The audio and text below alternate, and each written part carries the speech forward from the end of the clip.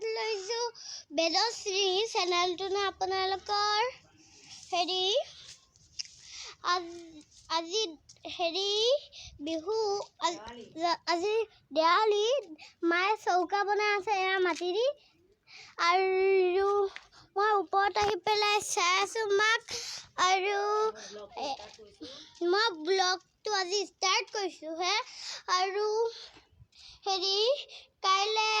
কাইলৈ দেৱালী নহয় জানো সেইকাৰণে কাইলৈ খানা আছে স্পেচিয়েল সেইকাৰণে মায়ে চৌকাটো জ্বলাই আছে